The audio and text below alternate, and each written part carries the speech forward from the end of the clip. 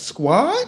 MizzyWorld Entertainment is back to present a MadMizzy Sports live special. You know, I usually come to y'all on Tuesday or Friday night, but I'm coming to y'all Monday night to come and break down the championship round in the NFL.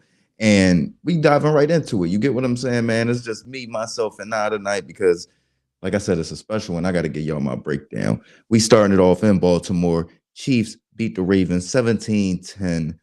My reaction, I had the Ravens winning. I had it 20-30. I had them beating the defending champs, the defending Super Bowl champs, Kansas City Chiefs, 30-20 by 10 points. And what I seen in this game was nothing like what I expected. I did not expect Lamar Jackson to come out there, throw the ball 37 times.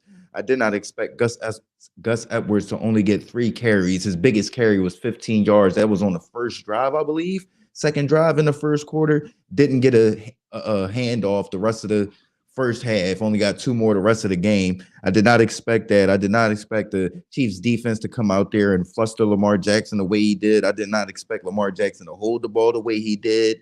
I was expecting Lamar Jackson to go Mike Vick and Lambeau Field. You feel what I'm saying? Do whatever it took, throw the ball, running the ball. I just thought he left a lot out there as far as running the ball, in my opinion. So yeah, it was nothing like how I expected. I expected the Chiefs to show up and be the professional team, the experienced team, the more composed team. But I did not expect the Baltimore Ravens to fold and implode the way they did. You think about 5 personal foul penalties, I believe. Damn, my man damn near decapitated Patrick Mahomes on that one run. So I'm just sitting there in utter shock about how they came out, got bullied initially, and then from there they just looked flustered the entire game. Now the defense got it right, but they still had some big penalties that prolonged some drive. Now they didn't lead to points because the Kansas City Chiefs didn't score in the second half, but they did have some blunders. But does most of the blame land on Lamar Jackson? It has to. He's the MVP, the 2-time MVP. And for you to go out there, and like I said, leave a lot of plays, a lot of running plays on the field, and then for us to see later on my San Francisco 49ers come back because Brock Purdy basically doing whatever it takes. 1, 2, I'm out of here. I'm getting out of this pocket. You feel what I'm saying? L-Jack like this. Then somebody come, he running, and then he try to throw it away to avoid the sack. It's like, bro, take off, bro. Apply that pressure. You feel what I'm saying? So to me, I'm going to say about 50% of the blame lands on Lamar Jackson. You got to give 10% to the play calling. You got to give 10% to the defense. Then you got to give, I'd say the rest to Patrick Mahomes, Andy Reid, and Travis Kelce. You feel what I'm saying? Just that aura and them trying to live up to that hype. You could tell it was weighing on him. You could tell he was sitting on that sideline thinking, what's the headlines going to be tomorrow? How is this about to, bro? He's supposed to be in. I'm trying to see you in that pad like the rest of the quarterbacks, bro. Or I'm trying to see like Patrick Mahomes when they was down 17 to the Houston Texans. I think that was before he even won a Super Bowl. He on the sideline snapping, y'all tripping. We not losing this game. Definitely not like this. You feel what I'm saying? So yeah, man, I think 50% of the blame lands on Lamar Jackson. Was their season a failure? Hell no. Hell no. You had a lot of people, you had a lot of analysts, a lot of national analysts out here that didn't have them making the playoffs. So to sit up here and say that their season was a failure when they were the number 1 team, and honestly, if you ask me, they proved they were the better team yesterday. They just didn't put up more points. Plain and simple. You feel what I'm saying? They moved the ball up and down the field. Just didn't put the ball in the end zone, didn't put the ball through the goalpost. You feel what I'm saying? So, no, this season wasn't a failure. They just didn't get the ultimate goal, which is disappointing, but the season was by far a failure. You think their top receiver was Zay Flowers. He's a rookie. They uncovered Isaiah Likely. You got Mark Andrews coming back. You don't know what's going to happen with Odell Beckham and Rashad Bateman, but you think about with Zay Flowers, Isaiah Likely, and then Mark Andrews. That's a potent offense, no matter who you have in the backfield, and we don't know what's going to go on with J.K. Dobbins, Keaton Williams, none of that. But let's flip the script over to the champs, man. What I just seen was just toughness, grit, and just this Michael Jordan, where it's almost like we living in that Michael Jordan era, bro. You feel what I'm saying? Where it's just like it's other great players, and that's why it's like now we get to really feel it, where it's like these other great players that other fans like and think they just as good as them don't have a chance in hell. You get what? Do you get that? You get what I'm saying? Like Kobe didn't have that. Love me some Kobe. Brian didn't have that. Love me some Brian. And I didn't really get to experience the prime Mike, but this is what it feels like. Joe Burrow, L. Josh Allen, L. Lamar Jackson, L. Come on, bro. Come on, bro. 4 Super Bowls and 5 seasons. Come. What are we talking about? What are we talking about, man?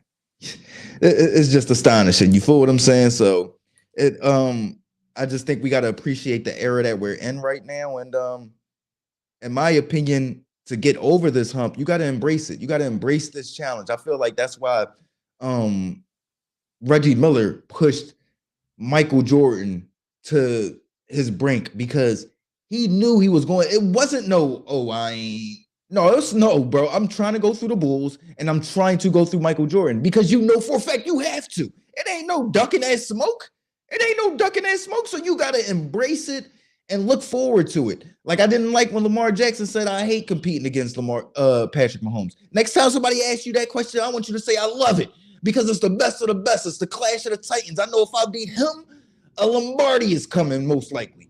That's what I want to hear. You get what I'm saying? So y'all, Josh Allen, Joe Burrow already beat him. So not for Joe Burrow, Josh Allen, Justin Herbert, Lamar Jackson, CJ Stroud, all these quarterbacks in the AFC, y'all got to embrace that. Y'all going to have to go through Patrick Mahomes and Andy Reid and the Kansas City Chiefs, man. That's the only way you get over this hump.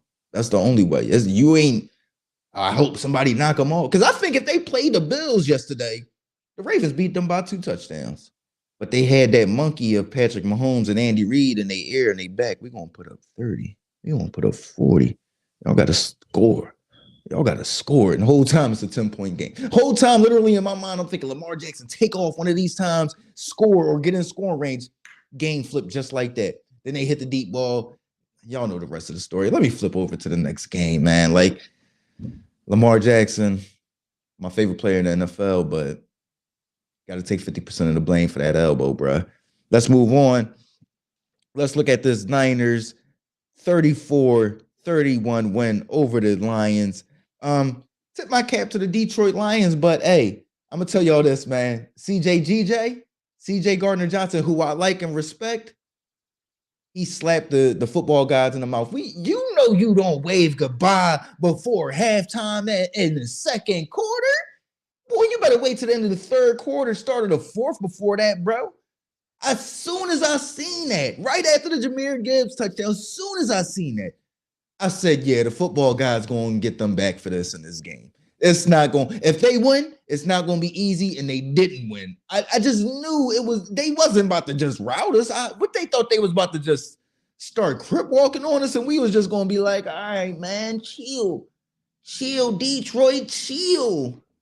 No, bro, we going to fight. We going to punch back, and I want to tip my cap to Brock Purdy. Do I owe him an apology? Yes. Yes, I owe Brock Purdy an apology, because I spent my entire season looking at what Brock Purdy can't do, trying to discredit Brock Purdy, just hating on Brock Purdy. I ain't going to lie. Listen, man, I stand on what I say. You feel what I'm saying? But what he's shown in these past 2 playoffs games is that he is above Jimmy G. I still wouldn't call him elite, but he is above Jimmy G, and that we can win a Super Bowl with him. And I need to appreciate that he is the best quarterback that Kyle Shanahan has had. He does run the offense the best. He's intelligent, football mind is through the roof, confident, moxie. Listen, man, the runs he made, that, like, I'm watching him run. I'm like, bro, Lamar Jackson did this 3 times in the third quarter, or twice in the third quarter in the first game. The Ravens probably win that game. You feel what I'm saying? So tip my cap to Brock Purdy. An apology is issued. I hope you accept it, my good brother. I've been a Niners fan since the beginning, player. You know what I'm saying? Yeah, you don't just come in and I just be fanboy. You feel what I'm saying? But yeah, I will still have an assessment and breakdown of Brock Purdy. I don't like the fact that his biggest play of the second half was literally a dropped interception, that if the defensive back has any ball skills, that's an interception. But apology issued to Brock Purdy, straight up baller, and that was an amazing second half. Was Dan Campbell too aggressive? Yes, he was too aggressive. When my San Francisco 49ers came out the second half, that first drive, we scored 3 points. Then the Detroit Lions matched that drive, marched down there, but it sputtered right around the 40-yard line. It was 4th and 3. I'm sitting there, and everybody's saying this. I'm not saying this just because national analysts saying. I'm literally sitting there saying, this is the 3 points I would take. Because you're up 17 already, bro. You're not chasing points. You don't need 7 to their 3. You need 3 to their 3. You up 17, bro. You kick that field goal. And the other thing is that a missed field goal doesn't garner the same shift of momentum as a 4th and goal, a turnover on downs, a stop on 4th down. You get what I'm saying? No matter if it is a drop completion. And what's the next thing we do? Go deep, and then it's you got the dropped interception off the face mask. Kick the field goal, you get the 3 points, you kick it off. We're not going to go out there and try to throw, you know what I'm saying, that shot play. When you get a turnover on downs, that's a turnover. What do you do after a turnover? You take a shot. Dan Campbell, that was wrong. And I know that's your whole MO is the aggression. Then you should have went for it before the end of the half and tried to make it a 28-point game instead of a 24-point game. If you're going to go for the 3 points at the end of the half, that says you're playing smart football. You know that you have a lead. You know that you just need points now. The more points you score, the harder it is for my San Francisco 49ers to come back. And y'all don't score any points until the final drive, till y'all final drive at the end of the game. Down 10. I feel like that was more egregious than the one where he said, all right, I ain't going to go for the tie game. I'm going to go for the game winner. At least it's like at that point, he like, man, listen, I'm going for the game. You know what I'm saying? I get that, even though it's still 7 minutes then. You get the 3 points, you tie the game, you get some stop. Listen, man, Dan Campbell, you got to find a fine line between being aggressive, being a gambler, and being a degenerate gambler. You get what I'm saying? You got to know when to pull back. You got to know when you up and when to step away from the table. You feel what I'm saying? So he made, for Lamar Jackson and the Detroit Lions, it seemed like they just didn't understand at this level, you don't help the other team win. You don't help the other team win. And the Baltimore Ravens with their 2 second-half turnovers and the Detroit Lions with their fumble, and I think just their fumble, and then the turnover on downs. That's 3 turnovers right there. 3 second-half turnovers. That's the game. That's the answer for each game. You feel me? So that's my breakdown. But as far as what I've seen from the San Francisco 49ers, I had us barely winning that game. I forget what I had that score being. I had that score being 23-21, my Niners, but I did not see us going down 24-7 at half, clearly. But we pulled it out exactly how I anticipated, but the route was totally different than I expected. Once we went down 24-7, I'm like, damn, my prediction's looking terrible for championship round. I went 4-0 in the divisional round. So my Niners bounced back. Shout out to my Niners for that. But yeah, this is my breakdown of the championship round of the NFL. Let me know what y'all think, man. Chiefs 17-10 over the Ravens. Lamar Jackson to blame for that loss by the Baltimore Ravens. Was this season a failure for the Baltimore Ravens? And how does any team in the AFC get over that Kansas City Chiefs, Andy Reid, Patrick Mahomes, Travis Kelce hump? My San Francisco 49ers 34-31 over the Detroit Lions.